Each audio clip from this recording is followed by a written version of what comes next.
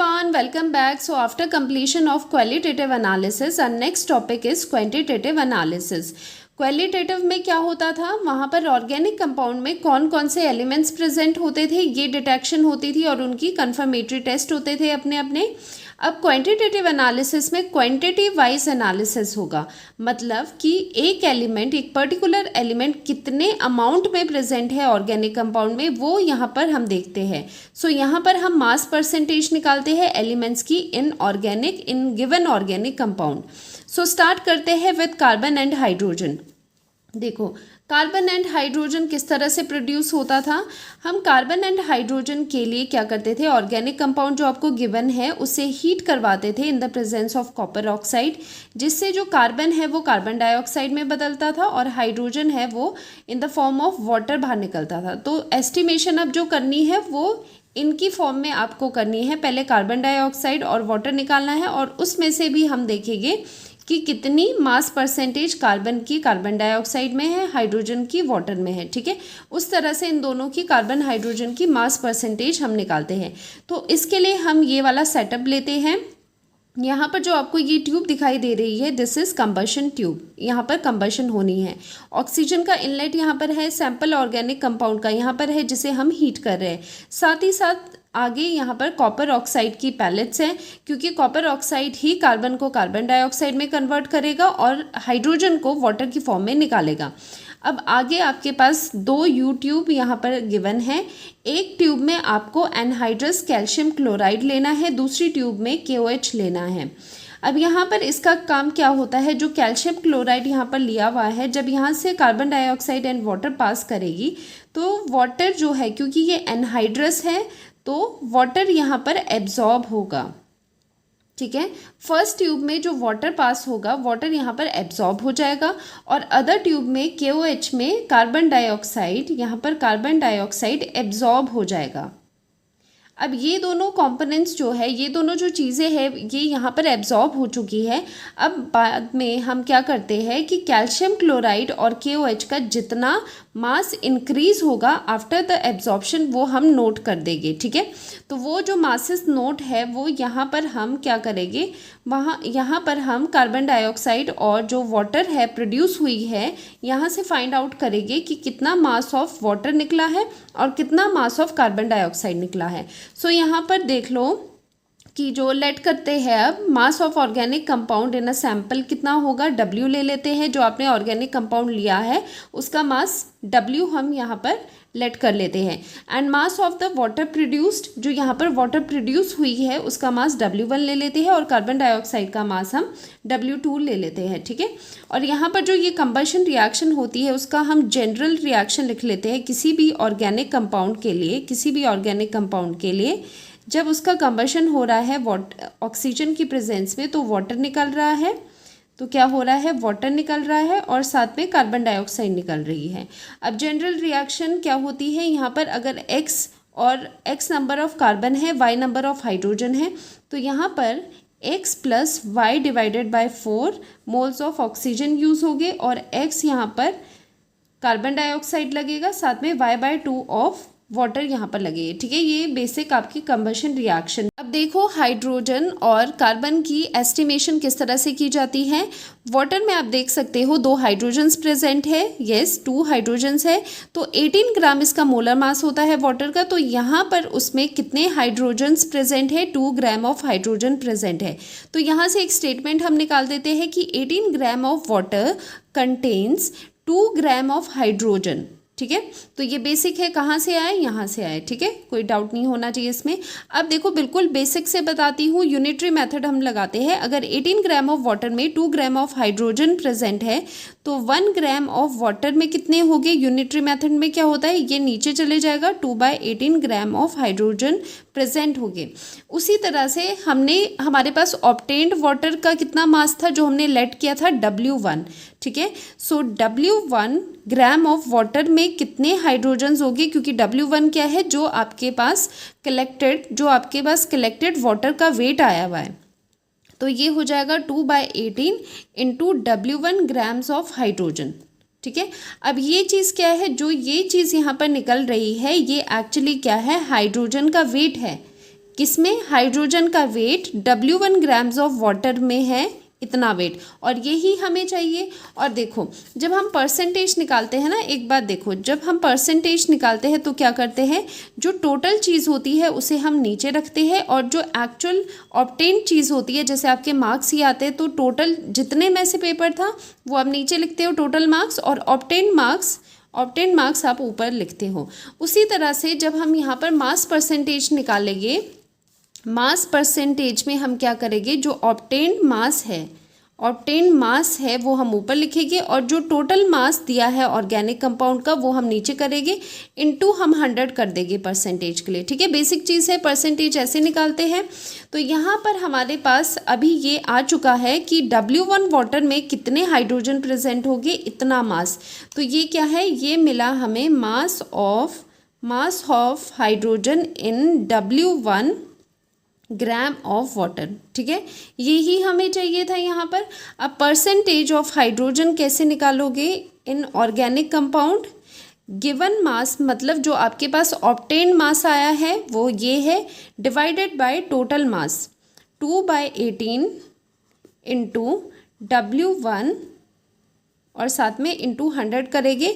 ये तो आपके पास मास ऑफ हाइड्रोजन था, इसे डिवाइड करेंगे टोटल मास से, total mass of organic compound से। वो कितना है वो हमने लेट किया है W, तो इसे हम डिवाइड कर लेते हैं, डिवाइड करके यहाँ पर लिख लेते हैं, ये W आ जाएगा। ठीक है, तो ये फॉर्मूला आपके पास आ रहा है, ये वाला फॉर्मूला आता है आपके पास। अगर आपको परसेंटेज ऑफ हाइड्रोजन निकालनी है ऑर्गेनिक कंपाउंड में तो आप ये वाला यूज़ करते हो। ठीक है, तो यहाँ पर इस फॉर्मूला को हम लिख लेते हैं for hydrogen. For percentage of hydrogen हम क्या यूज़ करते हैं, percentage of hydrogen is equals to 2/18 into W1 क्या है, मास ऑफ वाटर। ठीक है, mass of water divided by total mass of organic compound into 100। ये वाला फॉर्मूला आपको यूज़ करना है जब आपने परसेंटेज ऑफ हाइड्रोजन निकालनी है। देखो ये जो फॉर्मूलाज है ना, अभी तो मैंने आपको बताया है किस तरह से ये नीचे आया है, फिर भी मैं कहूँगी डायरेक्टली आप फॉर्मूलाज लर्न करो, क्योंकि इस पर जो क्वेश्चंस बनते हैं वो डायरेक्ट क्वेश्चंस ही बनते हैं। अगर फॉर्मूला लर्न होगा तो आप क्वेश्चन कर पाओगे, फिर भी आपको पता होना चाहिए फॉर्मूला किस तरह से निकला, क्योंकि बीच से भी कई बार क्वेश्चन बन जाते हैं। अब जिस तरह से हमने हाइड्रोजन की एस्टिमेशन करी थी उसी तरह से हम यहाँ पर कार्बन की भी एस्टिमेशन करेंगे। देखो कार्बन डाइऑक्साइड में कितने कार्बन है, ओनली 1 कार्बन है। इसका मोलर मास होता है 44 ग्राम में कितने कार्बन है, कार्बन का मास कितना होता है 12 ग्राम। ठीक है, तो यहाँ से उसी तरह स्टेटमेंट बना दो कि 44 ग्राम ऑफ कार्बन डाइऑक्साइड में कितने कार्बन्स प्रेजेंट है, कितने ग्राम ऑफ कार्बन है, 12 ग्राम ऑफ कार्बन प्रेजेंट है। कहाँ से आया, इस रिलेशन से आया। ठीक है, कोई डाउट नहीं होना चाहिए इस चीज़ में।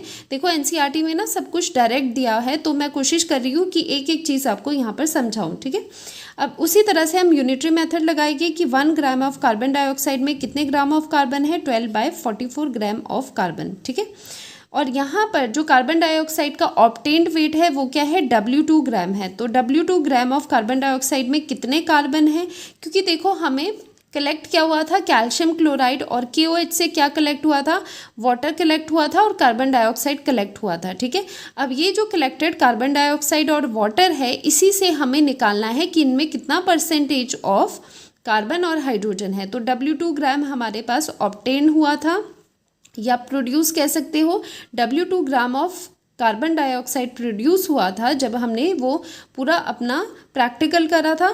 अब यहाँ पर क्या होगा, यहाँ पर कार्बन की एस्टिमेशन इसी से होगी, तो यहाँ पर W2 ग्राम ऑफ कार्बन यहाँ से प्रोड्यूस हुए हैं। ये वाले क्या है, ये है mass of carbon in W2 gram of carbon dioxide. उसी तरह से परसेंटेज ऑफ कार्बन आप निकाल सकते हो, ये आपके पास ऑब्टेन मास आया है 12/44 इंटू W2।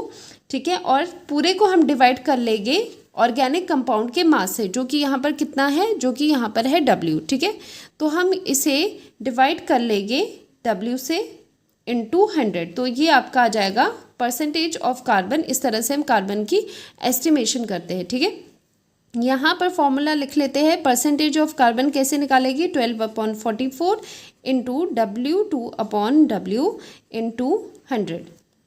इस तरह से आप परसेंटेज ऑफ कार्बन निकाल सकते हो किसी भी ऑर्गेनिक कंपाउंड में। तो ये दोनों फॉर्मूलाज डायरेक्ट आपको लर्न होना चाहिए, ठीक है। कैसे लर्न करोगे, 12/44, वैसे भी ये मासेस है कार्बन के, कार्बन डाइऑक्साइड के, नीचे टोटल मास आ जाएगा और कार्बन की एस्टिमेशन है तो ये वेट किसका है, ये कार्बन डाइऑक्साइड का है। हाइड्रोजन की एस्टिमेशन है तो यहाँ पर वेट आपका किसका रहेगा, वाटर का रहेगा। इसी का ही एक एनसीईआरटी का क्वेश्चन डिस्कस कर लेते हैं। On complete combustion of 0.246 gram of an organic compound, तो साथ साथ में लिखते रहो क्या क्या मिल रहा है। ऑर्गेनिक कंपाउंड का वेट गिवन है यहाँ पर, सो W है 0.246 ग्राम, ठीक है। तो W आपको मिल गया है। Gave 0.198 gram of carbon dioxide, तो जो ये कार्बन डाइऑक्साइड प्रोड्यूस है उसका वेट मिला है। कार्बन डाइऑक्साइड को आप W2 से लिखते थे, उसका वेट है, मतलब ये है कार्बन डाइऑक्साइड का वेट है, दैट इज़ 0.198 ग्राम। साथ ही में इतना ग्राम ऑफ वाटर है, तो W1 भी है जो कि वाटर का होता था वेट, उसका भी वेट गिवन है 0.1014 ग्राम। ओके, तो ये भी गिवन है आपको और ये भी आपको कार्बन डाइऑक्साइड का प्रोड्यूस्ड मास गिवन है। Determine the percentage composition of carbon and hydrogen in the compound, तो कैसे करोगे, ये दोनों फॉर्मूला डायरेक्ट लगेंगे और आंसर आ जाएगा। परसेंटेज ऑफ हाइड्रोजन के लिए क्या यूज़ करोगे, 2/18। परसेंटेज ऑफ हाइड्रोजन के लिए यूज़ करोगे 2/18 इंटू W1/W इंटू 100, ठीक है। तो ये क्या हो जाएगा, percentage of hydrogen is equals to 2/18 into W1 क्या है, mass of water 0.1014 divided by W, और वो है टोटल मास 0.246 इंटू आप 100 कर लेते हो साथ में, क्योंकि परसेंटेज निकाली है। ऑन सॉल्विंग इसका आंसर देख लेना रहेगा 4.5%, ठीक है। देख लेना, चेक कर लेना, 4.5% रहेगा। उसी तरह से जब आप परसेंटेज ऑफ कार्बन निकालते हो वो कैसे निकलेंगे, फॉर्मूला यूज़ करेंगे ये वाला 12/44 इंटू W2/W इंटू 100, ठीक है। तो ये आ जाएगा 12/44 इंटू मास कितना है, देखो मास कितना है कार्बन डाइऑक्साइड का, ये वाला मास है, ठीक है। तो ये यूज़ कर लोगे 0.198 डिवाइडेड बाय टोटल मास आ जाएगा 0.246 इंटू 100। ऑन सॉल्विंग आपका आंसर रहने वाला है 21.95%। तो देखो ये जो क्वेश्चंस है ना, इन पे जो क्वेश्चन है वो बहुत ही डायरेक्ट बनते हैं, इसीलिए मैं कह रही हूँ कि ये जो फॉर्मूलाज है वो आपको बिल्कुल डायरेक्टली लर्न होने चाहिए। So next is estimation of nitrogen. देखो नाइट्रोजन को एस्टिमेट करने के लिए ना दो मेथड्स यूज़ होते हैं। First is Dumas method, another is Kjeldahl's method. अब कई बार दोनों के प्रिंसिपल्स पे क्वेश्चन आ जाते हैं, डिफरेंस पे क्वेश्चन आ जाता है। तो ड्यूमास मेथड में एस्टिमेशन नाइट्रोजन की फॉर्म में होती है, नाइट्रोजन गैस आप कलेक्ट करते हो, और जेल्डाल्स मेथड में आप अमोनिया गैस कलेक्ट करते हो, फिर जाके नाइट्रोजन की एस्टिमेशन होती है, ठीक है। दोनों ही डिफरेंट मेथड्स है, ऑब्वियसली इनके प्रोसीजर्स भी अलग अलग है। तो पहले पढ़ते हैं ड्यूमास मेथड। उसका कुछ इस तरह से सेटअप होता है। यहाँ पर देखो कार्बन डाइऑक्साइड का इनलेट है, कार्बन डाइऑक्साइड का एटमॉस्फेयर आपने रखना है। यहाँ पर ऑर्गेनिक कंपाउंड है जिससे आपको एस्टिमेशन करनी है नाइट्रोजन की।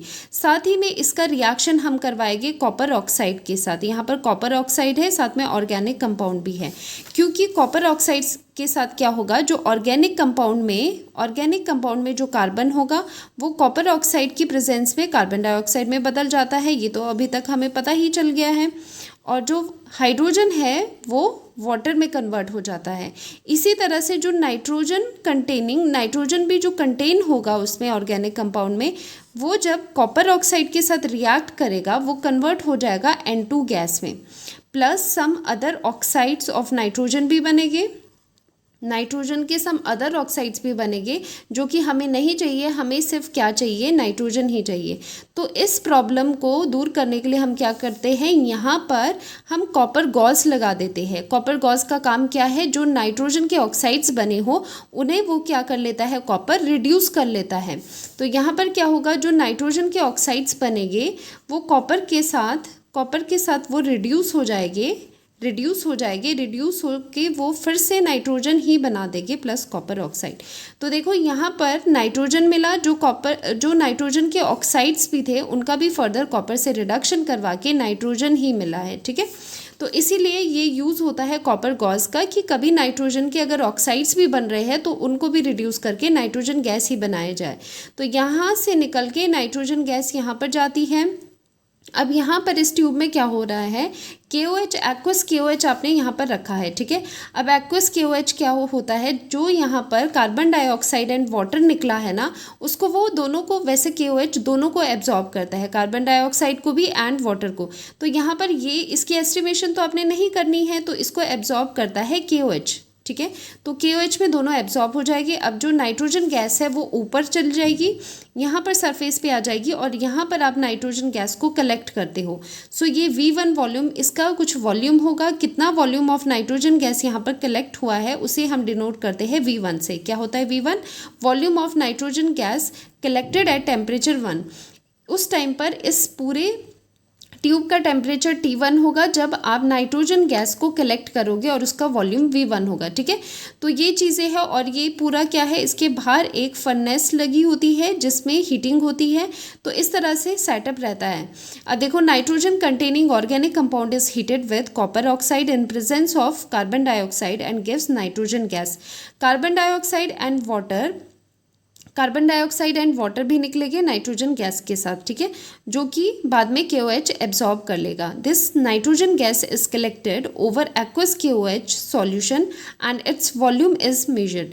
तो आपको बेसिकली फ़िलहाल क्या करना है कि ये जो नाइट्रोजन गैस यहाँ पर कलेक्ट हुई है उसका STP पे, स्टैंडर्ड टेम्परेचर प्रेशर पे आपको उसका वॉल्यूम निकालना है, क्योंकि V1 भी तो वॉल्यूम है, लेकिन वो क्या है, टेम्परेचर 1 पे जितना मिला है वो वॉल्यूम है। लेकिन एस्टिमेशन के लिए हमें volume at STP, standard temperature pressure condition पे निकालना है।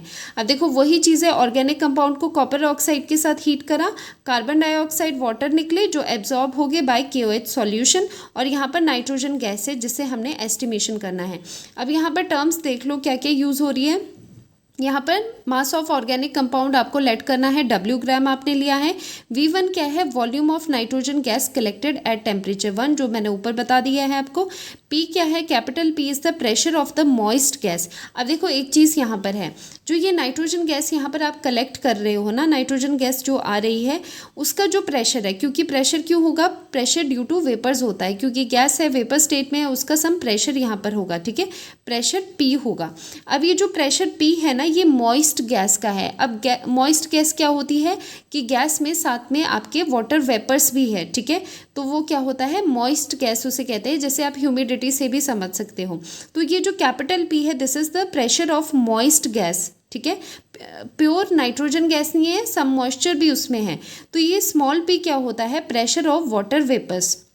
जो वाटर वेपर्स है उनका प्रेशर है, उसे हम कहते हैं एक्वस टेंशन या फिर प्रेशर ऑफ वाटर वेपर्स। तो ये दोनों चीज़ें हैं। अब देखो एक चीज़, यहाँ पर आपके पास कैपिटल P है प्रेशर ऑफ मॉइस्ट गैस, ठीक है। मॉइस्ट गैस मतलब उसमें सम वाटर भी है, ठीक है। अब ये है स्मॉल p, क्या था, स्मॉल p था वाटर के वेपर्स का प्रेशर, ठीक है, जिसे हम एक्वस टेंशन भी कहते हैं। एक्वस टेंशन का मतलब होता है प्रेशर ड्यू टू जो आपके वाटर वेपर्स हो गए।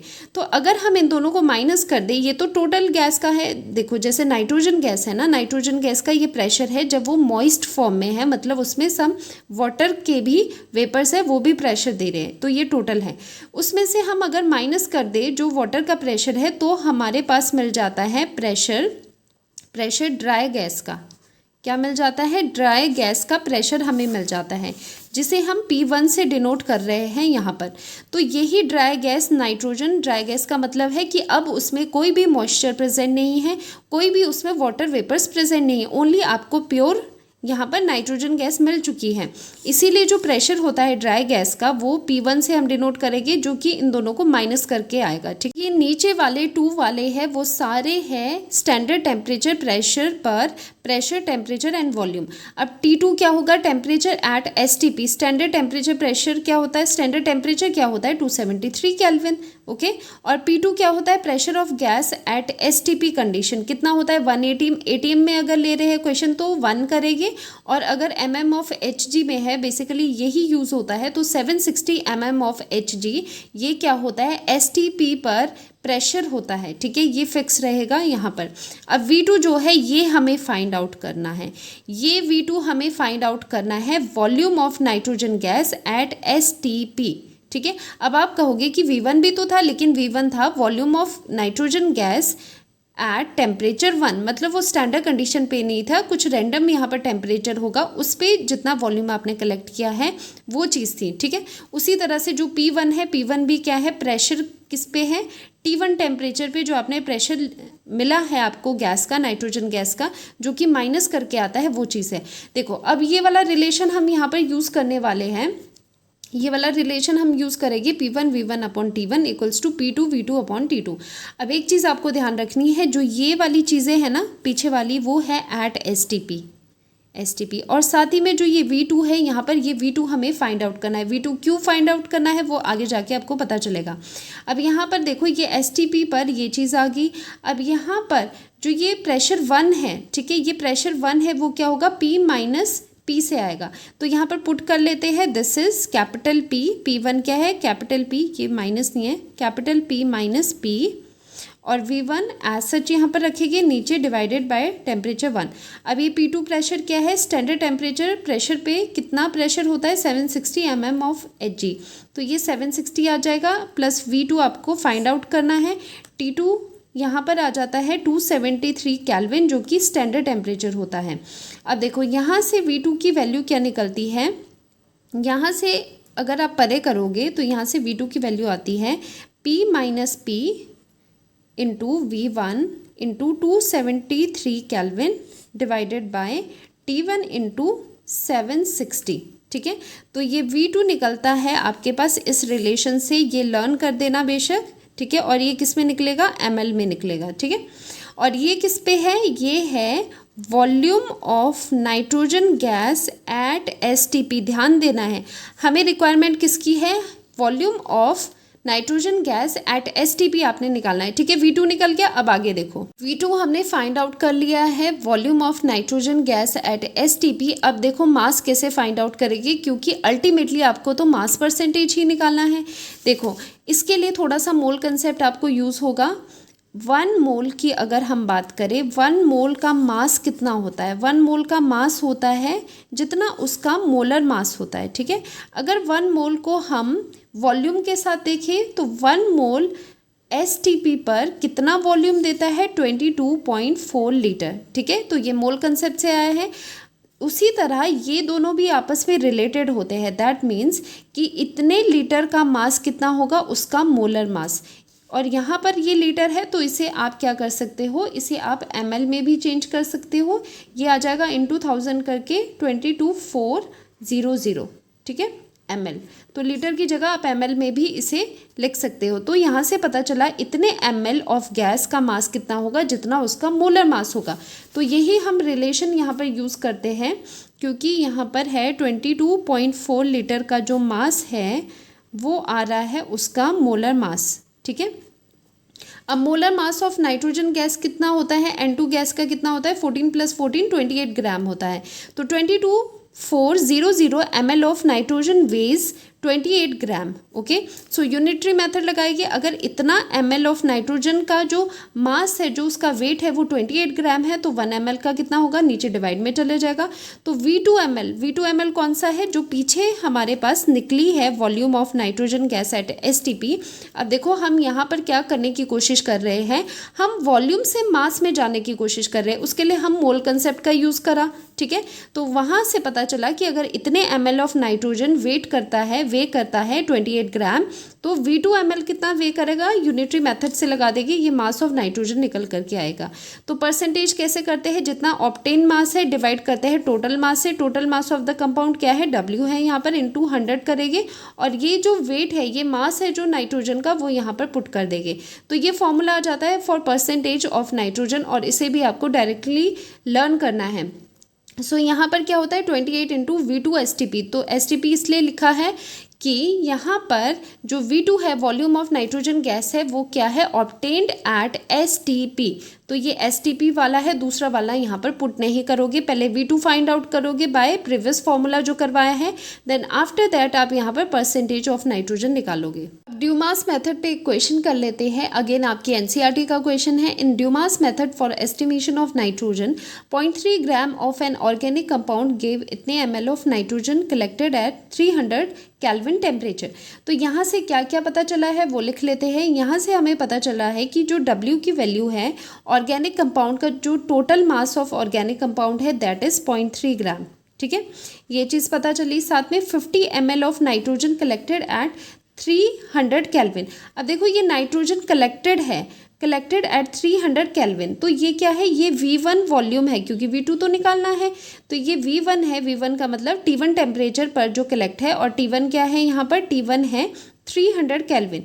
तो 300 केल्विन पे जो कलेक्टेड नाइट्रोजन का वॉल्यूम है दैट इज कॉल्ड V1।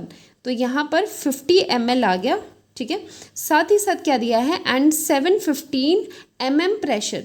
ठीक है, इतना प्रेशर दिया है। अब ये प्रेशर कौन सा है, देखो जो ये प्रेशर होगा ना, ये टोटल प्रेशर आपका होगा, डायरेक्टली मत पुट कर लेना, ये है 715, ये P है आपका 715 mm of Hg, and calculate the percentage composition of nitrogen in the compound, और गिवन है ब्रैकेट में aqueous tension of aqueous tension eight 300 kelvin, वो 15 दिया है।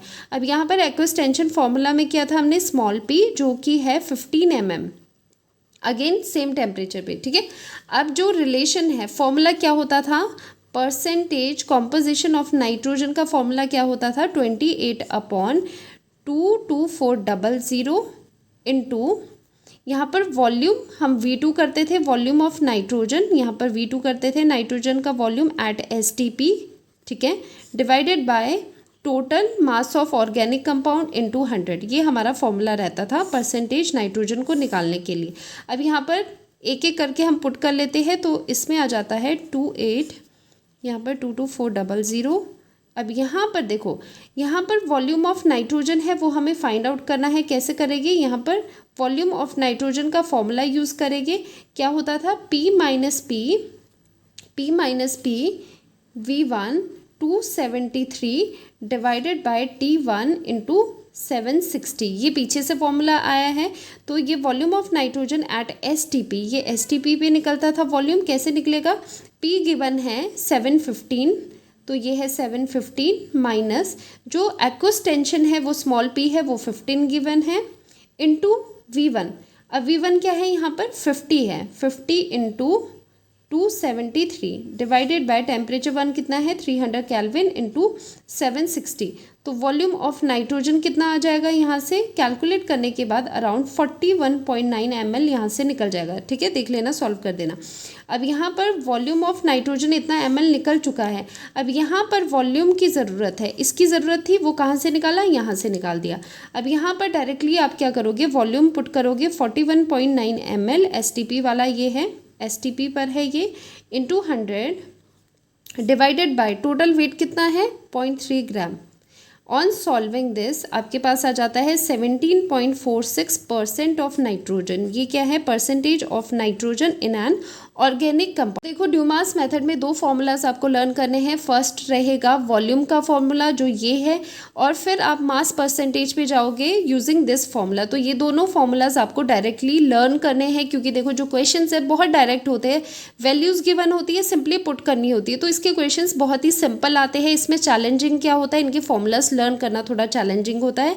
बाकी जो क्वेश्चंस होते हैं वो डायरेक्ट आते हैं, डायरेक्ट आपको वैल्यूज़ पुट करनी होती है। तो next method is Kjeldahl's method. इसमें नाइट्रोजन का एस्टिमेशन करते हैं हम with the help of ammonia, in the form of ammonia. यहाँ पर एस्टिमेशन होने वाला है जिस तरह से ड्यूमास मेथड में नाइट्रोजन का एस्टिमेशन N2 गैस की फॉर्म में हमने करा था। N2 गैस वहाँ पर बनी थी, उसे कलेक्ट किया था, उसका वॉल्यूम देखा था, वेट देखा था, उस अकॉर्डिंग हमने करा था। यहाँ पर nitrogen in the form of ammonia आपको कलेक्ट करनी है। फर्स्ट ऑफ ऑल पहले इसकी कुछ रिएक्शंस देख लेते हैं। यहाँ पर क्या क्या रिएक्शंस हो रही है।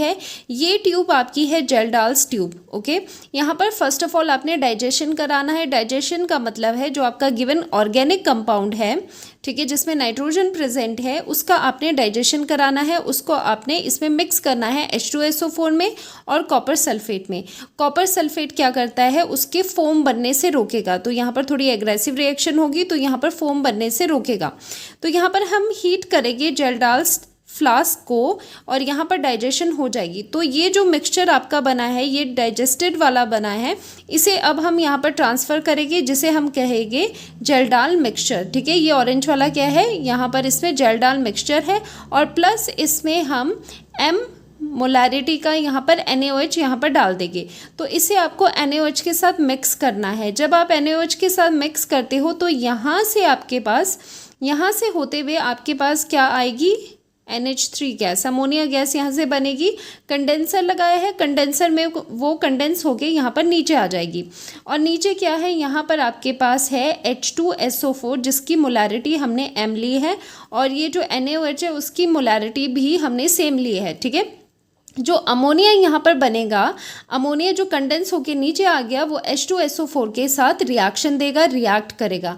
अब एक बात ये होती है कि जो ये अमोनिया यहाँ पर आ रहा है ये पूरे का पूरा H2SO4 के साथ रिएक्ट नहीं करता है। ठीक है, कुछ एक अमाउंट ऑफ H2SO4 रिएक्ट होता है NH3 के साथ, बाकी जो लेफ्ट अमाउंट है, जो अनयूज्ड H2SO4 जो बच चुका है उसे हम कैसे पता लगाएंगे, वो कितना रह चुका है, उसे हम वॉल्यूमेट्रिकली टाइट्रेशन से पता लगाते हैं कि कितना H2SO4 लेफ्ट आउट रह गया है। ठीक है, तो बेसिकली फर्स्ट ऑफ ऑल आपको क्या करना है, H2SO4 जो अनयूज्ड रह चुका है वो चीज़ उसका आपने वॉल्यूम निकालना है कि कितना वॉल्यूम। देखो H2SO4 रिएक्ट हो गया है NH3 से कुछ एक अमाउंट। ठीक है, मैं फिर कह रही हूँ कुछ एक अमाउंट रिएक्ट हुआ है यहाँ पर अमोनिया गैस से, कुछ एक यहाँ पर क्या हो गया है, बच गया है। अब वो जो एक्सेस H2SO4 है, जो अनयूज्ड H2SO4 है, उसे पहले आपको निकालना है क्योंकि उसके हेल्प से ही आप वॉल्यूम ऑफ H2SO4 निकालोगे जो NH3 से रिएक्ट हुआ है। उसकी हेल्प से हम NH3 का वॉल्यूम निकाल पाएंगे और उसके बाद हम वेट निकाल पाएंगे। तो पूरी कहानी पहले ये है कि H2SO4 जो अनयूज्ड रह चुका है या फिर आप कह सकते हो एक्सेस में रह चुका है उसका वॉल्यूम पहले निकाला जाए। और वो कैसे निकलता है, वॉल्यूमेट्रिकली टाइट्रेशन से निकलता है, NaOH के साथ टाइट्रेशन से निकलता है। यहाँ पर रिएक्शन देखते हैं क्या क्या हो रहा है। ऑर्गेनिक कंपाउंड है नाइट्रोजन कंटेनिंग, उसमें आपको H2SO4 डालना है, फिर वो कन्वर्ट हो जाता है अमोनियम सल्फेट में। देन आफ्टर दैट NaOH डालेंगे एक्सेस में, जो कि यहाँ पर चीज़ हो रही है। जेलडाल मिक्सचर में क्या है, अमोनियम सल्फेट यहाँ पर बन चुका है। जब ऑर्गेनिक कंपाउंड H2SO4 के साथ रिएक्ट कर रहा है तो अमोनियम सल्फेट बन चुका है। ओके, तो ये कहाँ है, अमोनियम सल्फेट जेलडाल मिक्सचर में है, उसे NaOH के साथ रिएक्ट करवाएंगे एक्सेस ऑफ NaOH के साथ। Then will get NH3 gas, ammonia gas यहाँ पर आपको मिलेगी। बाकी ये इसके बाय प्रोडक्ट्स है और साथ ही जो अमोनिया गैस है वो कंडेंसर से पास होते हुए नीचे फ्लास्क में जाएगी जहाँ पर H2SO4 हमने रखा है, वो H2SO4 के साथ रिएक्ट करेगी बाय दिस रिएक्शन। H2SO4 के साथ रिएक्ट करने पे वो फिर से अमोनियम सल्फेट बना देगी। ठीक है, अब क्या है, जो अमोनिया है वो रिएक्ट कर रही है या फिर ऐसे भी कह सकते हो कि वो क्या हो रही है, वो एब्जॉर्ब हो रही है। ठीक है, अब यहाँ पर देखो ये आपको समझ आ गया है, ये पूरा डायग्राम आपको समझ आ गया है यहाँ पर। अब यहाँ पर इसकी कैलकुलेशन करते हैं। अब देखो मैं आपको यहाँ पर शॉर्ट में बताती हूँ हमने क्या करा। ऑर्गेनिक कंपाउंड को हमने H2SO4 के साथ रिएक्ट करवाया। ठीक है, और प्लस उसमें हमने NaOH को एक्सेस में डाल दिया, एक्सेस में NaOH डाल दिया तो अमोनिया गैस मिली आपके पास। अब ये जो अमोनिया गैस थी, इस अमोनिया गैस ने H2SO4 के साथ रिएक्ट करा जो कि फ्लास्क में रखा था और यहाँ पर इसने अमोनियम सल्फेट बना दिया है। जो ये H2SO4 है ये कितना एक्सेस में बचा है, ये H2SO4 कितना एक्सेस में बचा है, वो चीज़ आपको यहाँ से निकालनी है। उसके लिए हम क्या करते हैं, टाइट्रेशन करते हैं। अब ये टाइट्रेशन क्या है, टाइट्रेशन कुछ इस तरह से होती है, ऊपर ब्यूरेट होगी इस तरह से, यहाँ पर हम NaOH लेके मोलारिटी M रखी है इसकी, और नीचे बीकर में हमने H2SO4 लेना है। H2SO4 कितना लेंगे, जो अनयूज्ड रह चुका है या फिर एक्सेस में रह चुका है। देखो H2SO4 कुछ एक पार्ट इसका NH3 के साथ रिएक्ट हो जाएगा। ठीक है, पूरा रिएक्ट नहीं होगा ये, कुछ एक पार्ट इसका, कुछ एक वॉल्यूम इसका रिएक्ट हो जाएगा NH3 के साथ, जो अनयूज्ड H2SO4 है वो कितना है उससे हमें अभी फ़िलहाल मतलब है। वो कैसे निकलेगा, वो टाइट्रेशन से निकलेगा इसका वॉल्यूम, कि कितना वॉल्यूम ऑफ H2SO4 रह चुका है वो पता चलेगा कि कितना वॉल्यूम NaOH के साथ टाइट्रेट हो। इसमें कैलकुलेशंस देख लेते हैं। Let mass of organic compound be W, ठीक है। जो आपका ऑर्गेनिक कंपाउंड है नाइट्रोजन कंटेनिंग जो आपने लिया है, W उसको मान लेते हैं उसका वेट। ना volume of H2SO4 of molarity M है जिसकी taken is equal to VmL। जितना आपने टोटल H2SO4 यहाँ पर लिया है टोटल विथ मोलैरिटी जिसकी M है उसका वॉल्यूम हम V ले लेते हैं, ठीक है। This is the total volume for H2SO4। Now अगर हम यहाँ पर टाइट्रेशन कर रहे हैं ना, देखो यहाँ पर जो हम ये टाइट्रेशन कर रहे हैं, अब इस टाइट्रेशन में कि कितना NaOH का वॉल्यूम यूज़ हुआ है पूरा H2SO4 को टाइट्रेट करने के लिए, वो वॉल्यूम हम V1 ले लेते हैं। कि मान लो यहाँ पर V1 वॉल्यूम है, V1 वॉल्यूम पूरा H2SO4 के साथ ये रिएक्ट हो पा रहा है, ठीक है। उससे हमें इसका वॉल्यूम पता चलेगा। सो वॉल्यूम ऑफ NaOH जिसकी मोलैरिटी अगेन M है used for titrating excess of H2SO4 जो हम टाइट्रेशन में कर रहे हैं, जितना वॉल्यूम वो यूज़ हो रहा है H2SO4 को टाइट्रेट करने के लिए उसे हम V1 मान। यहाँ इसकी टाइट्रेशन रिएक्शन है कि ट्वाइस ऑफ NaOH रिएक्ट कर रहा है 1 H2SO4 के साथ, 2 मोल 1 मोल के साथ रिएक्ट कर रहे हैं। तो क्या हम कुछ इस तरह से लिख सकते हैं कि NaOH के 2 मोल्स 1 के साथ रिएक्ट कर रहे हैं, तो 2:1 का यहाँ पर रेशो है। मतलब कि 50 ml H2SO4 को टाइट्रेट करने के लिए 100 ml NaOH लग रहे हैं। तो ये 2:1 रेशो में ये टाइट्रेशन हो रही है, या फिर आप कह सकते हो 1:1/2 में भी हो रही है। तो ये चीज़ हम यहाँ पर यूज़ करने वाले हैं। V1 ml of NaOH titrates with V1/2 ml of H2SO4। ये क्यों किया, क्योंकि ये जो रेशो है वो 1:1/2 का है। अगर आप V1 ml ऑफ NaOH ले रहे हो, V1 ml ऑफ NaOH पूरी तरह से टाइट्रेट कितने H2SO4 के साथ हो रहा है, हाफ के साथ, तो V1 का हाफ कर लेंगे, ठीक है। आया समझ कि वॉल्यूम हमने क्यों हाफ किया है।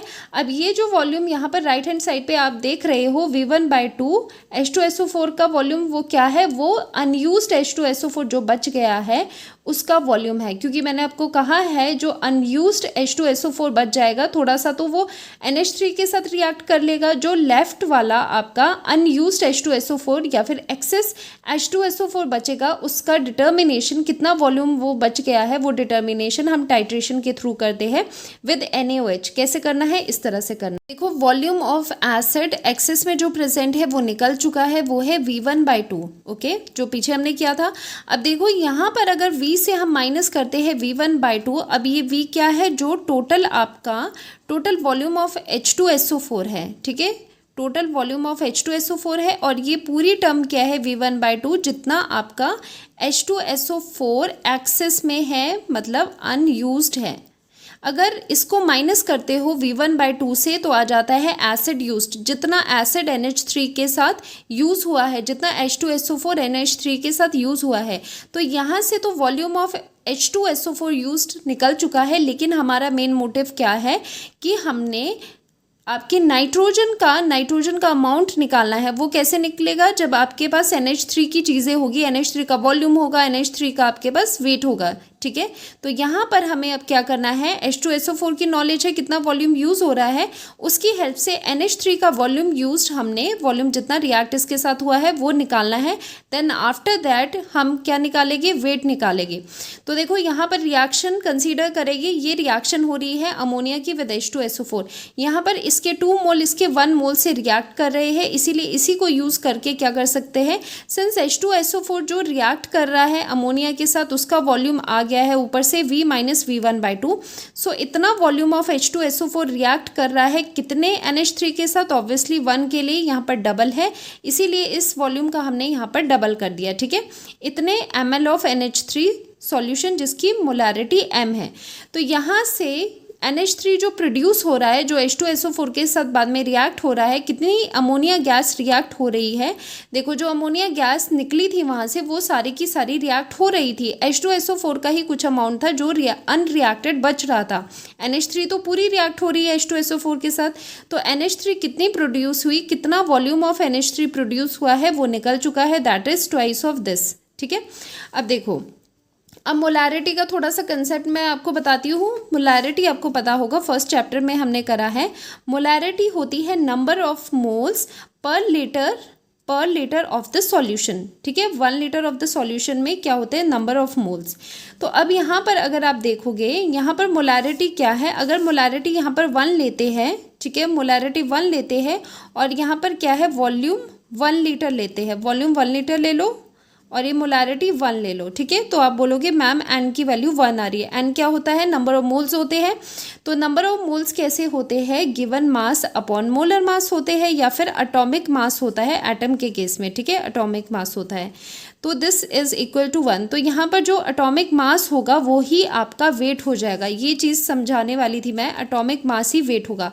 और ये सब चीज़ें किसके लिए हो रही है, फॉर 1 लीटर। जब आप वॉल्यूम रख रहे हो, लीटर से हम ml में भी कन्वर्ट कर सकते हैं। 1000 ml अगर आप वॉल्यूम ले रहे हो तो उस केस में जो वेट है, और आपकी मोलारिटी 1 है, उस केस में जो वेट है वो कितना है, जितना ही एलिमेंट का एटॉमिक मास है, ठीक है। ये चीज़ समझ आ गई। ये चीज़ कहाँ लग रही है, ये चीज़ यहाँ लग रही है।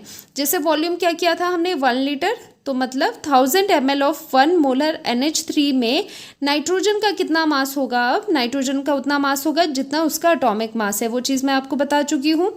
तो वो होगा मास 14 ग्राम, नाइट्रोजन का एटॉमिक मास यहाँ पर लिख लेंगे, ठीक है। अब देखो, ये तो 1000 ml में था, जब 1000 ml ऑफ अमोनिया आप ले रहे हो, लेकिन यहाँ पर जो एक्सपेरिमेंट से वॉल्यूम ऑब्टेन हुआ है दैट इज दिस। तो यहाँ पर इतने वॉल्यूम ऑफ, इतने ml ऑफ NH3 के लिए, इतने वॉल्यूम ऑफ NH3 में नाइट्रोजन का कितना मास होगा। तो आप यूनिटरी मेथड लगाओगे तो ये पूरी 1000 वाली टर्म नीचे चली जाएगी और ये वाली टर्म यहाँ पर आप मल्टीप्लाई करोगे। तो इतने ग्राम ऑफ नाइट्रोजन प्रेजेंट होगे इतने ml ऑफ अमोनिया में। तो आपको भी वही चाहिए था, आपको भी क्या चाहिए था, यहाँ पर आपको कन्वर्जन करनी थी। आपको वॉल्यूम तो मिल गया था, लेकिन वॉल्यूम से काम नहीं चलेगा, बिकॉज जो यहाँ पर कॉम्पोजिशन निकालनी है, एस्टिमेशन करनी है, उसमें आपको वेट चाहिए। तो वॉल्यूम से वेट की तरफ जाना था, वो भी नाइट्रोजन का वेट चाहिए था, और आपके पास NH3 का वॉल्यूम था। तो हमने ये रिलेशन लगाया कि NH3 का जो वॉल्यूम है 1000 ml में इतने ग्राम नाइट्रोजन होता है, वो हमने मोलारिटी वाले फॉर्मूला से सीख लिया। तो इतने ml में जो कि ऑब्टेन था उसमें कितना ग्राम होगा, तो ये निकल गया है। ये बात थी आपकी 1 मोलर के लिए। उसी तरह से जनरलाइज यहाँ पर एक हम फॉर्मूला लिखते हैं। अगर आपकी मोलारिटी m हुई तो उस केस में क्या करना है, जस्ट ये m जितनी मोलारिटी है उतने से इस फॉर्मूला को मल्टीप्लाई कर देना है, ठीक है। तो मास ऑफ नाइट्रोजन आ जाता है यहाँ पर ग्राम्स में। अब देखो, ये है मास ऑफ नाइट्रोजन। अब यहाँ पर परसेंटेज ऑफ नाइट्रोजन कैसे निकालते हैं, जितना है, जितना मास है divided by total mass. Total mass of the organic compound कितना है, W है। तो टोटल मास से इसको डिवाइड कर देंगे, W से कर देंगे पूरे मास को। तो यहाँ पर इंटू 100 भी लिख लेंगे क्योंकि परसेंटेज करना है। तो यहाँ से ये कट करके सॉल्व करके ये वाला सिंप्लीफाइड फॉर्मूला आ जाता है, जो कि बिल्कुल आपको डायरेक्टली लर्न करना है, ठीक है। तो ये आ जाता है 1.4 इंटू 2, ये m है मोलारिटी, V माइनस V1/2। अब देखो यहाँ पर मैंने आपको बताया है ऊपर V माइनस V1/2 क्या था, V माइनस V1/2 था एसिड यूज्ड, कि कितना एसिड यूज हुआ है। तो यहाँ पर आप इसकी जगह क्या लिख सकते हो, एसिड यूज्ड, कितना एसिड यूज हुआ है। अब यही फॉर्मूला नॉर्मेलिटी में भी आप लिख सकते हो, क्योंकि नॉर्मेलिटी एंड मोलारिटी में फॉर्मूला क्या होता था, NMN, ठीक है। This is n factor. तो n फैक्टर H2SO4 के लिए n की वैल्यू कितनी होती है, 2 होती है, क्योंकि इसकी बेसिसिटी 2 है, 2 H पॉजिटिव आइंस दे सकता है, तो इसके लिए n की वैल्यू 2 होती है। तो यहाँ पर 2 इंटू m है, उसे हमने नॉर्मेलिटी लिख लिया। नॉर्मेलिटी किसकी, एसिड की, क्योंकि बेसिसिटी यहाँ पर एसिड की है। और ये पूरी टर्म जो है वो क्या है, एसिड यूज्ड है। जितना एसिड H2SO4 यूज हुआ है वो ये वाली टर्म है, ब्रैकेट वाली। कई बार क्या होता है, न्यूमेरिकल्स में डायरेक्टली आपको क्या देते हैं, ये पूरी टर्म ही दे देते हैं कि एसिड यूज इतना हुआ है। तो आपको इसमें नहीं जाना कि V क्या है, V1 क्या है, आपको जस्ट इस ब्रैकेट की जगह V एसिड यूज्ड लिखना है। तो ये वाला फॉर्मूला भी आ सकता है, या फिर नॉर्मेलिटी की फॉर्म में भी क्वेश्चन आ सकता है। उस टाइम पर आप ये वाला फॉर्मूला यूज़ करोगे, ओके। तो ये दोनों फॉर्मूलाज हैं, मैं कहूँगी आपको कि ये जो फॉर्मूलाज है ना वो आप डायरेक्टली लर्न कर दो, क्योंकि डायरेक्ट क्वेश्चंस आते हैं इन पर। ये पूरी जो कहानी अभी बताई है ये आपको पता होनी चाहिए कि किस तरह से यहाँ तक हम पहुँचे हैं। बाकी आप क्या कर सकते हो, डायरेक्ट फॉर्मूला भी लर्न कर सकते हो। देखो पूरी कहानी जानने का मतलब ये था कि ये चीज़ें जो मैं आपको बता रही हूँ ना कि इसका मतलब क्या है, इसका मतलब है एसिड यूज्ड है, ठीक है। अगर ये चीज़ नहीं पता होगी ना तो क्वेश्चन थोड़ा सा घुमा के भी दे देगी तो आप नहीं कर पाओगे, क्योंकि आप सोचोगे वी क्या है, अब V1 क्या है, हमने तो फॉर्मूला यही करा था। अगर पूरा ये कैसे डिराइव हुआ है वो चीज़ अगर आपने समझी होगी तो ये चीज़ करना बहुत आसान हो जाएगी। आपको पता होगा एसिड यूज्ड मतलब V - V1/2 था। अब इसमें भी देख लो इसमें क्या क्या है, ये इसमें V तो हो जाएगा H2SO4 का टोटल वॉल्यूम, और ये जो V1, अब मैं सिर्फ V1 की बात कर रही हूँ, वो क्या दिया होगा आपको, volume of NaOH used in titration. जब आप टाइट्रेशन कर रहे थे, देखो टाइट्रेशन कर रहे थे अनयूज्ड H2SO4 की, उस टाइम पे कितना वॉल्यूम ऑफ NaOH टाइट्रेट हुआ उस H2SO4 के साथ, वो होता है V1, ठीक है। ऐसे करके भी क्वेश्चंस पूछ सकते हैं। बाकी ये दोनों तो फॉर्मूला आपको डायरेक्ट लर्न करने ही है। और एक और बात, यहाँ पर इंटू 100 मत करना, ये 100 करके ही यहाँ पर 1.4 लिखा है, तो ये जो आंसर आएगा डायरेक्टली परसेंटेज में ही आने वाला है। इंटू 100 आपको नहीं करना है, वो ऑलरेडी इसका जो 100 है वो एडजस्टेड है यहाँ पर।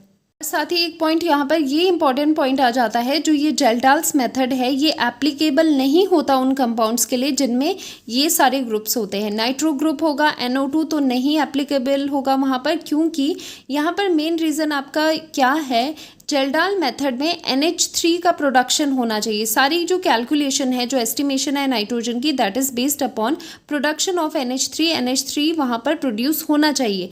लेकिन अगर नाइट्रो ग्रुप है तो वो प्रोड्यूस नहीं होता है इजीली, ठीक है। डाइजो है, डाइजो इस तरह के होते हैं, डाइजो में भी ये जेल्डाल मेथड नहीं लगता है। या फिर नाइट्रोजन रिंग में है, इस तरह से रिंग में है नाइट्रोजन, तब भी हम इस मेथड को यूज़ नहीं करते हैं, बिकॉज जो नाइट्रोजन है in this groups do not change to ammonium sulphate, क्योंकि अमोनियम सल्फेट बनना है ना, क्योंकि उसी से तो अमोनिया आपको निकालना है। तो इसलिए ये चीज़ लर्न कर दो, डायरेक्टली आ सकता है नाइट्रो ग्रुप में, डाइजो ग्रुप्स में, और नाइट्रोजन इन रिंग कहीं प्रेजेंट है वहाँ पर जेल्डाल्स मेथड नहीं एप्लीकेबल होता। उन केसेस में नाइट्रोजन की एस्टिमेशन इस मेथड से आप नहीं कर सकते, ठीक है।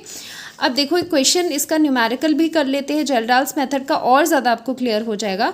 सो during the estimation of nitrogen present in an organic compound by Kjeldahl's method, ammonia evolve from 0.5 gram of compound, ठीक है। तो बेसिकली आपका जो कंपाउंड है उसका वेट है 0.5 ग्राम, जिसमें आपने एस्टिमेशन करनी है नाइट्रोजन की, and neutralised 10 ml of 1 molar H2SO4। Molarity कितनी है, 1 मोलर है। साथ ही में आपको यहाँ पर गिवन है कि ये अमोनिया जो प्रोड्यूस हो रही है ये न्यूट्रलाइज हो रही है बाय 10 ml ऑफ H2SO4। अब देखो वही चीज़ मैं आपको कह रही थी, यहाँ पर आपको डायरेक्टली क्या दे दिया, volume of acid use to neutralise ammonia, तो डायरेक्टली आपको यहाँ पर वॉल्यूम ऑफ एसिड यूज्ड ही दे दिया है, ठीक है। तो कितना है वो 10 ml दिया है। अब कौन सा फॉर्मूला यूज़ करोगे, तो यहाँ पर परसेंटेज लगाओगे। देखो फॉर्मूला क्या था आपका, 1.4 इंटू 2 इंटू मोलैरिटी थी, साथ में क्या था V - V1/2, मैं पहले वाला फॉर्मूला आपको बता रही हूँ, डिवाइडेड बाय W। अब मैंने आपको क्या कहा था, तभी मैंने आपको बताया था कि ये चीज़ क्या थी, ये थी वॉल्यूम ऑफ एसिड यूज्ड, जितना एसिड यूज्ड हुआ है, ठीक है, जितना एसिड यूज हुआ है न्यूट्रलाइजेशन में वो इतना है। तो आपको इस चक्कर में नहीं पड़ना कि V क्या है, V1 क्या है, क्योंकि ये पूरी क्वांटिटी दे दी गई है विच इज़ 10 ml, ठीक है। तो ये पुट कर लो, और मोलैरिटी 1 है, 1.4 इंटू 2 इंटू ये 1 हो जाएगी, और volume of acid used is 10 here, ठीक है। नीचे डिवाइड कर लोगे W से, जो कि है 0.5 ग्राम्स। तो ये चीज़ आपकी परसेंटेज में निकलनी है, कैलकुलेट करोगे तो 56% आंसर आ जाएगा। तो कहने का मतलब यहाँ पर ये है कि जब आप बिल्कुल एक फॉर्मूला का डेरिवेशन पूरा देख लेते हो तो आपको चीज़ें बहुत क्लियर हो जाती है। यहाँ पर अब आप समझ गए थे कि यहाँ पर ये जो न्यूट्रलाइज्ड वाला है, ये जो 10 ml है वो क्या है, वो एसिड यूज्ड है जिसने न्यूट्रलाइज कर लिया है अमोनिया को। तो यहाँ पर आपको समझ आ गया, यहाँ पर 10 ml ये पूरी क्वांटिटी गिवन है, ठीक है। इसलिए मैं कहती हूँ बेशक एक बार ही सही, एक बार ही आप देख लो डेरिवेशन किस तरह से फॉर्मूला डिराइव हुआ है, बहुत आसान हो जाता है, ठीक है। तो ये क्वेश्चन था जेरडाल्स मेथड पे। अब करते हैं कैरिस मेथड। देखो हैलोजेंस की एस्टिमेशन के लिए एक मेथड होता है विच इज़ कॉल्ड कैरिस मेथड। इसके लिए हम एक ट्यूब लेते हैं, कैरिस ट्यूब भी बोल सकते हैं उसे। ये क्या होती है, एक छोटी सी ट्यूब होती है, ट्यूब के अंदर ही एक छोटी सी ट्यूब होती है, उसमें यहाँ पर हमने ऑर्गेनिक कंपाउंड डालना है जिसमें हैलोजन की आपने एस्टिमेशन करनी है। बाहर हमने AgNO3 सॉल्यूशन डालना है, साथ में फ्यूमिंग HNO3 नाइट्रिक एसिड भी इसमें ऊपर से डालना है। तो क्या रिएक्शंस हो रही है, ऑर्गेनिक कंपाउंड रिएक्ट कर रहा है नाइट्रिक एसिड के साथ, उसके बाद हम रिएक्ट करवा रहे हैं AgNO3 सिल्वर नाइट्रेट। हमें पता है रिएक्शन करके सिल्वर हलाइड के प्रेसिपिटेट बनते हैं। अब यहाँ पर X क्यों लिया है, क्योंकि यहाँ पर X हैलोजेंस हो सकते हैं, क्लोरीन भी हो सकता है, ब्रोमीन, आयोडीन हो सकता है, ठीक है। तो यहाँ पर जो ये PPT बन रहे हैं, प्रेसिपिटेट्स बन रहे हैं, इनको पहले आप फिल्टर आउट करोगे, फिर अच्छे से वॉश कर दोगे सो दैट इम्प्योरिटीज़ निकल जाए। फिर इन्हें हम ड्राई करेंगे। देखो ड्राई करना ज़रूरी है, क्योंकि अगर आप बिना ड्राई करे वैसे ही आप इनका वेट निकाल दो तो वहाँ पर क्या होगा, जो वाटर है वाटर का भी वेट ऐड हो जाएगा। इसीलिए पहले ड्राई करेंगे, उसके बाद इनका वेट करेंगे, ठीक है। अब देखो यहाँ पर जो ऑर्गेनिक कंपाउंड है उसका मास हम मान लेते हैं W ग्राम, ठीक है। अब जो ये PPT फॉर्म हुए हैं AgX, उसका भी मास ले लेते हैं, लेट इट बी W1 ग्राम, जो PPT यहाँ पर आपके पास बने हैं सिल्वर हलाइड के। अब यहाँ से समझ आता है कि जो 1 मोल ऑफ AgX है उसमें कितने, अच्छा सिंपली बताओ, जो ये AgX यहाँ पर है उसमें कितने हैलोजन है। ऑब्वियसली एक ही हैलोजन दिख रहा है, तो यहाँ पर 1 मोल ऑफ AgX में 1 मोल ऑफ हैलोजन प्रेजेंट है, कोई भी हैलोजन हो सकता है, ठीक है। ये जनरलाइज हम वे करवा रहे हैं, यहाँ पर सभी हैलोजन्स के लिए आप लगा सकते हो। यहाँ पर क्या है, molar mass of AgX contain. अब देखो यहाँ पर 1 मोल में 1 मोल है, तो 1 मोल का मास क्या होता है, उसका मोलर मास। तो AgX का जो भी यहाँ पर सिल्वर हलाइड होगा उसका मोलर मास में कितने हैलोजन प्रेजेंट होंगे, कितने ग्राम हैलोजन प्रेजेंट होंगे, ऑब्वियसली उसका भी एटॉमिक मास, ठीक है। इसका मोलर मास, तो ये तो एलिमेंट है, इसका हो गया एटॉमिक मास। तो इसके मोलर मास में कंटेन होंगे हैलोजन कितने, जितना उसका एटॉमिक मास होगा। फिर यूनिटरी मेथड लगाएंगे तो W1 ग्राम में कितने होंगे, W1 ग्राम में होगी, ये चीज़ नीचे चले जाएगी और इनटू यहाँ पर आपने W1 कर दिया, ग्राम ऑफ हैलोजन। तो यहाँ पर वेट आ गया आपका हैलोजन का इन AgX PPT जो बने थे उसमें कितना ग्राम ऑफ हैलोजन है, उसका वेट इतना आ गया। अब इसे टोटल डिवाइडेड बाय W करेगी, जो कि ऑर्गेनिक कंपाउंड का टोटल मास है, टोटल से डिवाइड करके इनटू 100 कर देंगे तो आपको परसेंटेज ऑफ हैलोजन मिल जाएगी। अब यहाँ पर अगर मान लो ब्रोमीन है तो हम कैसे करेंगे, यहाँ पर एटॉमिक मास ऑफ हम ब्रोमीन लिखेंगे, ठीक है। अगर यहाँ पर आपके पास क्लोरीन है तो एटॉमिक मास ऑफ क्लोरीन जाएगा और मॉलिक्यूलर मास ऑफ AgCl फिर जाएगा, ठीक है। डिपेंडिंग अपॉन कौन सा हैलोजन है वो चीज़ आप यहाँ पर यूज़ कर सकते हो। Very easy method, very easy formula, तो डायरेक्टली फॉर्मूला आप लर्न कर सकते हो ये, ठीक है। इसके बेस पे एक क्वेश्चन यहाँ पर डिस्कस कर लेते हैं। In Carey's method of estimation of halogen, 0.15 gram of an organic compound gave 0.12 gram of AgBr. Find out the percentage of bromine in the compound. ठीक है, यहाँ पर ब्रोमीन के साथ आपको करना है, ब्रोमीन का आपको एस्टिमेशन यहाँ पर देना है। तो क्या क्या चीज़ें पता चल रही है एक बार वो देख लेते हैं। यहाँ पर 0.15 ग्राम ऑफ एन ऑर्गेनिक कंपाउंड है, तो W जो टोटल है वो है 0.15 ग्राम। साथ ही में ये देता है 0.12 ग्राम ऑफ AgBr, मतलब जो PPT है, जो W1 है वो कितने दे रहा है, ये 0.12 ग्राम ये PPT दे रहा है। साथ ही साथ यहाँ पर आपको लगेगा एटॉमिक मास ब्रोमीन का, हमें पता है एटॉमिक मास ऑफ ब्रोमीन कितना होता है, 80 होता है।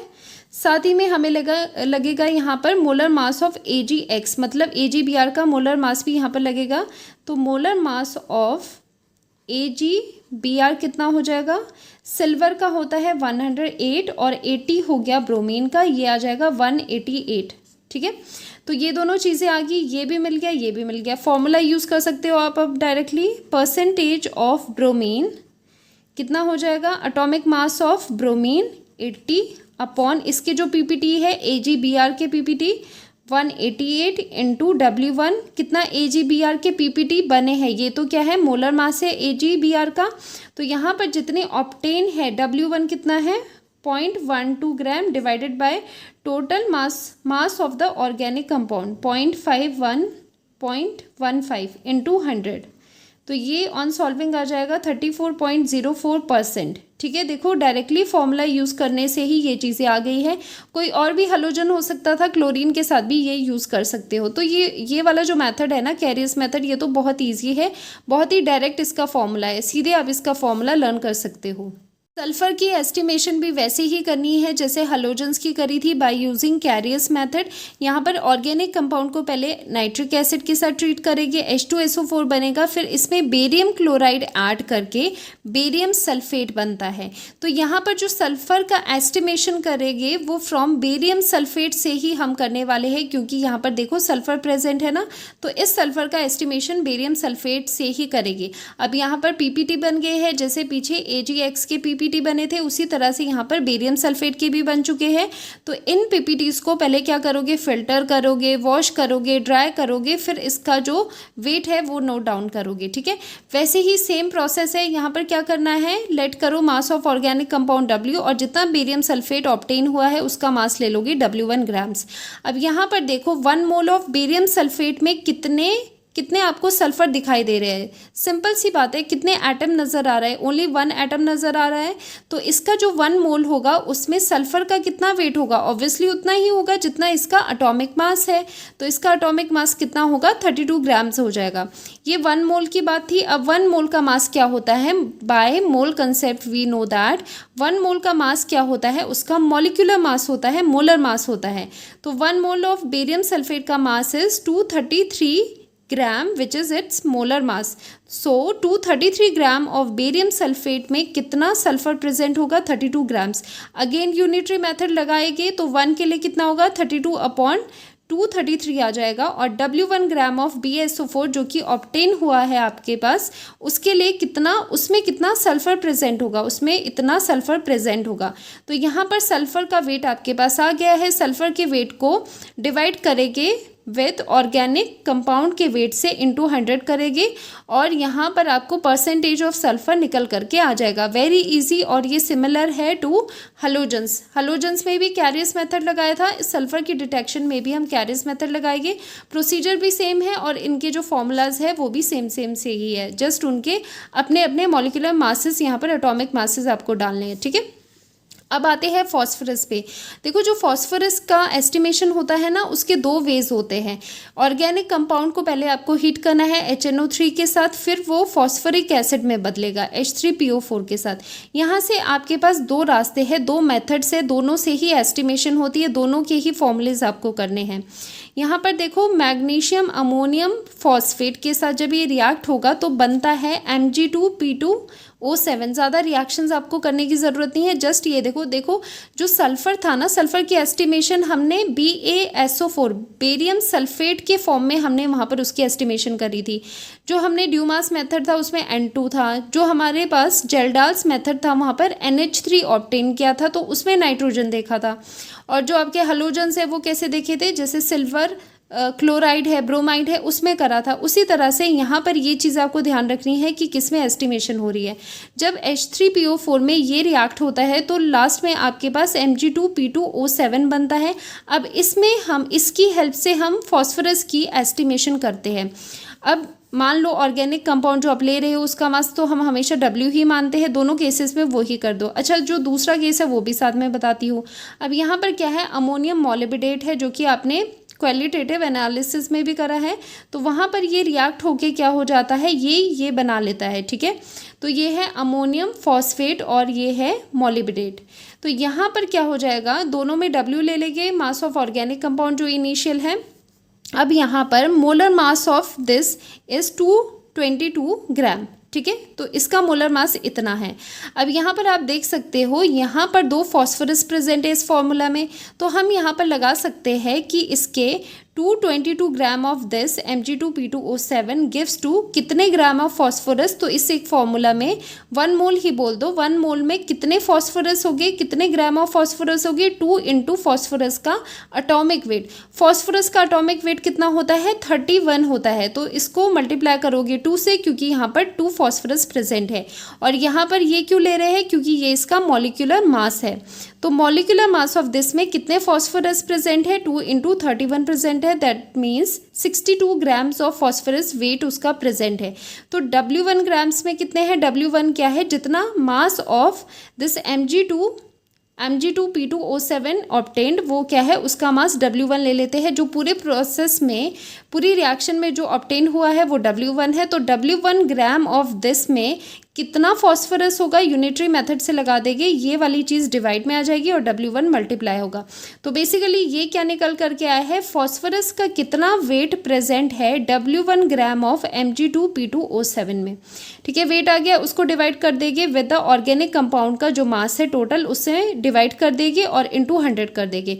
तो यहाँ पर आ जाता है आपके पास परसेंटेज ऑफ फॉस्फोरस, और ये जो मास है यहाँ पर W1, ये तो आपको पता है ऑर्गेनिक कंपाउंड का है। ये अब मास होगा जो ऑब्टेन मास है फ्रॉम द एक्सपेरिमेंट Mg2P2O7 का। तो यहाँ पर फॉस्फोरस की एस्टिमेशन हमने in the form of Mg2P2O7 करी। ठीक है, तो ये वाला फॉर्मूला है। अब देखो यहाँ पर फॉस्फोरस की एस्टिमेशन इसमें करनी है, तो यहाँ पर कैसे करेंगे, सेम प्रोसेस है। इसका पहले मॉलिक्यूलर मास देख लेंगे जो कि इतना होता है 1877। अब यहाँ पर 1 मोल में कितने फॉस्फोरस प्रेजेंट है, ओनली 1 एटम है फॉस्फोरस का, तो इतना मोलर मास जो इसका है, 1 मोल का मास कितना होगा, उसका मोलर मास। तो मोलर मास में कितना फॉस्फोरस प्रेजेंट है, 31। ठीक है, क्योंकि इसका ओनली 1 एटम प्रेजेंट है। उसी तरह से यहाँ पर भी इसका हम W1 मास मान लेते हैं जो कि ऑब्टेन हुआ है फ्रॉम द रिएक्शन। तो यूनिटरी मेथड लगा के वो भी आ जाएगा 31, ये पूरी टर्म यहाँ पर आ जाएगी, नीचे आ जाएगी, इनटू W1 कर देंगे। तो इतना ग्राम ऑफ, इतना मास ऑफ फॉस्फोरस हमें मिल चुका है इन W1 gram of this compound. ठीक है, तो यहाँ पर डिवाइडेड बाय W कर देंगे, इनटू 100 कर देंगे, उस करके यहाँ पर परसेंटेज ऑफ फॉस्फोरस आ जाती है। तो दोनों में डिफरेंस क्या है, दोनों में डिफरेंस है यहाँ पर वेट का। ठीक है, यहाँ पर जो मोलर मास है वो दोनों डिफरेंट है, यहाँ पर 2 फॉस्फोरस का मास है, यहाँ पर 1 फॉस्फोरस का मास है, बाकी अपने अपने वेट्स है। तो ये दोनों फॉर्मूला से एस्टिमेशन हो जाएगी फॉस्फोरस की। 2 डिफरेंट वेज होती है फॉस्फोरस की एस्टिमेशन करने के लिए। तो लास्ट एस्टिमेशन रहती है ऑक्सीजन की। वैसे तो ऑक्सीजन का जो एस्टिमेशन है ना, वो कैसे होता है कि 100 में से आप माइनस कर सकते हो बाकी कंपोनेंट्स की जितनी जितनी कॉम्पोजिशन है, फिर बाकी जो रिमेनिंग रह जाती है वो ऑक्सीजन की रह जाती है। लेकिन हाँ, अगर आपको डायरेक्टली ही एस्टिमेशन करनी है कि ऑक्सीजन कितना प्रेजेंट है ऑर्गेनिक कंपाउंड में, तो आप इस तरह से कर सकते हो। एक्चुअली इसमें क्या करेंगे, कार्बन डाइऑक्साइड से ही एस्टिमेशन करेंगे। तो पहले आपको कार्बन डाइऑक्साइड बनानी है। कैसे बनेगी, यहाँ पर ऑर्गेनिक कंपाउंड जब हीट करोगे तो अदर गैसेस प्लस ऑक्सीजन मिलेगी। अब जो ये ऑक्सीजन है इसे पास करेंगे हम from red hot Coke. Coke क्या होता है, कार्बन ही होता है। उससे पास करने के बाद ये बन जाएगा carbon monoxide, that is CO। अब CO से कार्बन डाइऑक्साइड कैसे बनाओगे, आयोडीन पेंटॉक्साइड लोगे, उसके साथ रिएक्ट करके ये कार्बन डाइऑक्साइड मिल जाएगा। तो ये दोनों ही रिएक्शंस इंपॉर्टेंट है। अब अगर हमारे पास 2 रिएक्शंस होती थी, आप फाइनल रिएक्शन लिखते थे तो कैसे करते थे, जो कंपोनेंट वहाँ पर सेम है, ठीक है, जो आपके पास कंपोनेंट सेम होता था उसके आप नंबर्स को क्या करते थे, इक्वल करने की कोशिश करते थे। अब यहाँ पर कार्बन मोनोऑक्साइड दोनों रिएक्शंस में प्रेजेंट है, यहाँ पर इसका 2 है, इसके आगे 2 है और इसके आगे 5 है, तो इसे हम 5 से मल्टीप्लाई कर देते हैं सो दैट ये टोटल 10 हो जाए। और इस पूरी रिएक्शन को आप 2 से मल्टीप्लाई कर दो सो दैट कार्बन मोनोऑक्साइड के आगे यहाँ पर भी 10 हो जाए। तो दोनों रिएक्शंस में ही ये 10 हो जाए। ऐसा करने से क्या हो जाएगा, आप ऑक्सीजन पे और कार्बन डाइऑक्साइड पे ध्यान दो। ठीक है, कार्बन मोनोऑक्साइड को बैलेंस करना तो बहाना ही था, फ़र्क कहाँ पड़ा, ऑक्सीजन पे और कार्बन डाइऑक्साइड पे। अब देखो ऑक्सीजन से, बिकॉज आपको देखना है कि कितनी ऑक्सीजन से कितने कार्बन डाइऑक्साइड यहाँ पर प्रोड्यूस हो रहे हैं इस रिएक्शन से। देखो 5 moles of oxygen produces 10 moles of CO2। ये जो 5 है ये यहाँ पर भी मल्टीप्लाई हो रहा है, यहाँ पर भी हो रहा है, यहाँ पर भी हो रहा है। लेकिन यहाँ पर आप देख रहे हो कि 5 मोल्स ऑफ ऑक्सीजन प्रोड्यूसेस कितने, 5 2 ज़ 10 मोल्स ऑफ कार्बन डाइऑक्साइड, ये यहाँ से आपको पता चला है। सो ये तो 5 के लिए है। 1 मोल ऑफ ऑक्सीजन कितने कार्बन डाइऑक्साइड के मोल्स प्रोड्यूस करेगी, तो यहाँ पर ये 5 से डिवाइड कर दो, यहाँ पर 2 आ गया। तो 1 मोल ऑफ ऑक्सीजन प्रोड्यूस कर रही है 2 मोल्स ऑफ कार्बन डाइऑक्साइड। अब यहाँ पर 1 मोल है तो 1 मोल का मास क्या होता है, उसका एटॉमिक मास या फिर मॉलिक्यूलर मास। तो यहाँ पर 2 ऑक्सीजन है, तो यहाँ पर कर लोगे आप इसका 16 + 16 32 gram of oxygen gives 2 moles है, तो यहाँ पर CO2 का मोलर मास होता है 44। 2 × 44 करोगे 88 ग्राम ऑफ कार्बन डाइऑक्साइड मिल जाएगा। ठीक है, अब यहाँ पर देखो वही चीज़ है, ऑर्गेनिक कंपाउंड का जो वेट है वो W लेना है और जितना mass of carbon dioxide produce हो रहा है उसको W1 लेना है। ठीक है, ये चीज़ तो समझ ही गए होगे अब। तो यहाँ इस रिएक्शन से ऊपर वाली जो ये इक्वालिटी है वहाँ पर देख लो 32 ग्राम से प्रोड्यूस हो रहा है 88 ग्राम्स ऑफ कार्बन डाइऑक्साइड। तो 88 ग्राम ऑफ, तो इसको रिवर्स कर लेते हैं क्योंकि आपको क्या चाहिए, आपको ऑक्सीजन चाहिए। तो 88 gram of carbon dioxide produced by 88 gram of carbon dioxide produce हो रहा है कितने ग्राम ऑफ ऑक्सीजन से। तो इसी स्टेटमेंट को हम यहाँ पर क्या कर रहे हैं, रिवर्स करके लिख रहे हैं। ठीक है, बात तो एक ही है।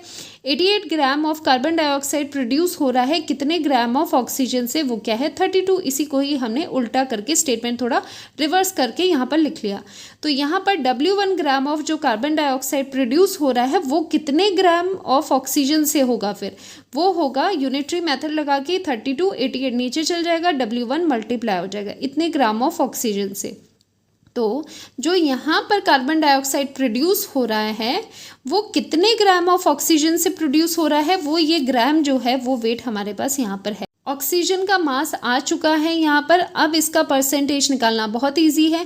जितना आपके पास मास ऑब्टेन हुआ है ऑक्सीजन का उसे आप डिवाइड कर लेते हो मास ऑफ ऑर्गेनिक कंपाउंड से। जो टोटल ऑर्गेनिक कंपाउंड का मास है W से आप डिवाइड करते हो, इनटू 100 कर दोगे परसेंटेज के लिए, और परसेंटेज ऑफ ऑक्सीजन मिल जाएगा ऑर्गेनिक कंपाउंड में। ठीक है, तो ये सारी थी एस्टिमेशन, क्या थी, क्वांटिटेटिव एनालिसिस थी।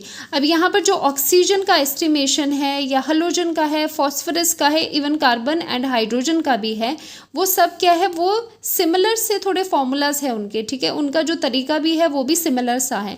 सिर्फ और सिर्फ जो नाइट्रोजन की एस्टिमेशन है जिसमें हम ड्यूमास मेथड यूज़ करते हैं, जेल्डाल्स मेथड यूज़ करते हैं, वहाँ पर थोड़े जो फॉर्मूलाज है वो डिफरेंट हो जाते हैं।